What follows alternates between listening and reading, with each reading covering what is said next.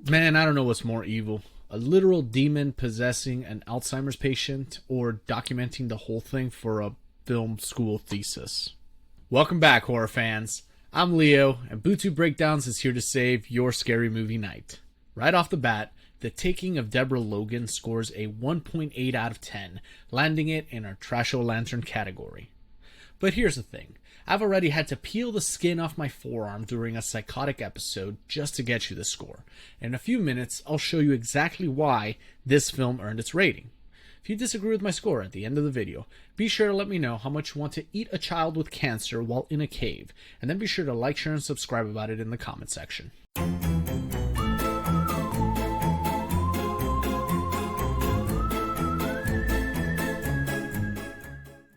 Our story begins with Mia and her film crew, which decides to film the daily life of Deborah Logan and her daughter Sarah as part of a student thesis on Alzheimer's disease, because HIPAA laws don't exist in this movie.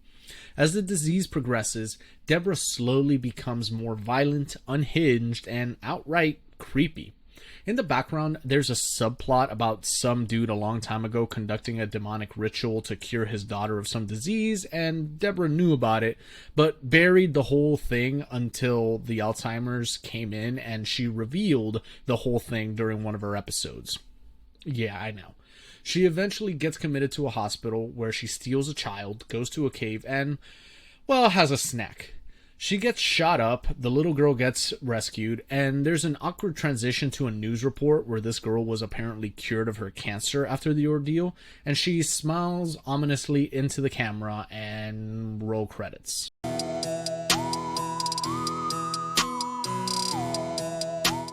Yeah, you lost me with this one. The story here is just as contrived as I made it sound in the synopsis section. We start with a found footage film on mental diseases turning into a possession movie, which then turns into a murder mystery before realizing the plot was lost, and turning back into a possession movie, and then ending with a scene about life is back to normal. Or is it? It could have been an interesting approach to the idea of a demonic possession as a parasitic infection of the spirit, but the story went way too heavy on the idea of trying to be a found footage film, and ultimately it just kind of came off as discount version of a Paranormal Activity wannabe slop. Oh, actually, I did a little bit of digging after this, and it turns out the director made Paranormal Activity 6, so that kind of checks out. Honestly, it's a poorly told story, and after having it suggested to me by Tubi for the 50th time, when I finally saw it, I was ultimately bored and disappointed by it. Story quality gets a 3 out of 10.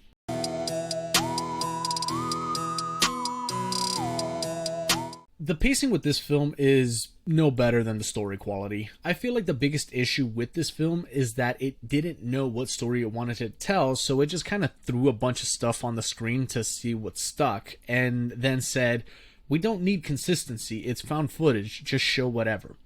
The introduction where we see Deborah losing her mind and the stress associated with the events weighing in on her daughter Sarah was a strong start. As she gets progressively worse and starts to rip her own skin off, we have the making of a pretty solid movie.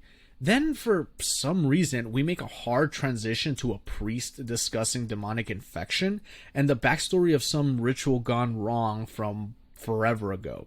Cut to another episode with Deborah, and we're back at the hospital. While Deborah's in there, the film crew, you remember those guys? They have a fight, and one of the members, Gavin, which is apparently the only one with more brain cells than Deborah, just leaves. The people left dig up the remains of a body, or so we're told. To me, it just looked like a sack of dirt. They dump it into a fire to, I guess, kill the demon? Then the neighbor just shows up and starts shooting at everyone. Apparently he was involved with the ritual forever ago. Okay, whatever, I guess. Let's go check on Deborah in the hospital. Oh, we forgot to leave someone to keep an eye on this unpredictable, violent, mentally ill woman with no control of her actions, no pain, or memory of what happens. Anyways, she steals a child from the hospital. Cue in 5 minutes of frantic yelling. The crew gets in a car with the cops and just shows up by a cave where Deborah is. Now, insert scene where we walk through a cave, turn the corner, and Deborah is eating the little girl. Her mouth is stretched out like a python. She gets shot. Hooray. The little girl is saved. Then the ending scene, where I get to later, happens. It's just so bad. And as soon as Gavin left the movie, it should have been my cue to do the same. Pacing gets a 2 out of 10.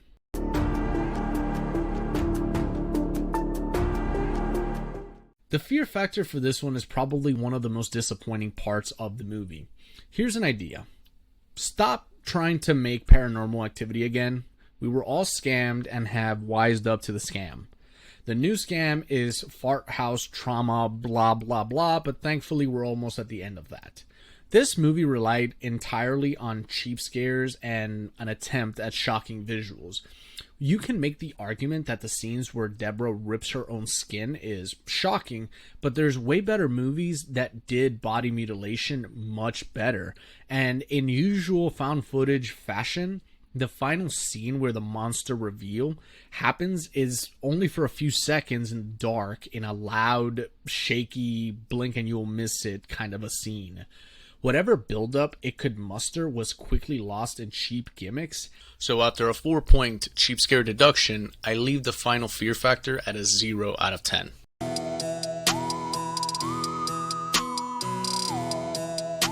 As I've already mentioned, the makeup with the torn skin was a great effect and could have been very shocking back in 2014 when this was done.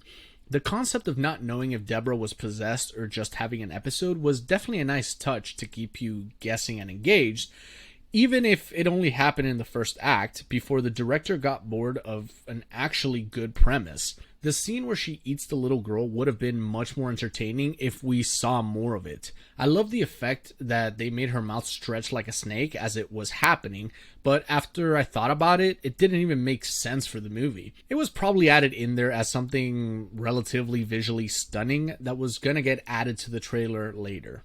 There's little Easter eggs scattered around the film if you keep an eye out, like the scenes where Deborah gets electrocuted and you can see the face of a demon on screen through the flash, even though the movie spoils it with the mandatory, "Oh, I reviewed the footage, look what I found," kind of a scene.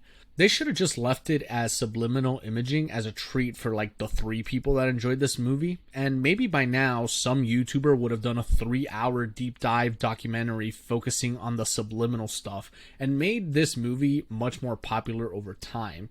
Instead, we get a movie that tries to spoon feed you horror and just comes off as boring. Final fun score here, I give it a 3 out of 10.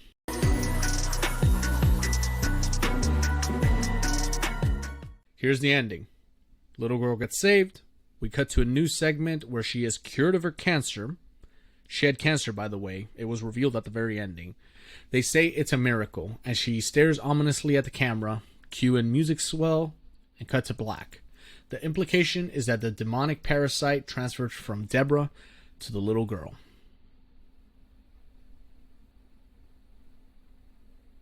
One out of 10.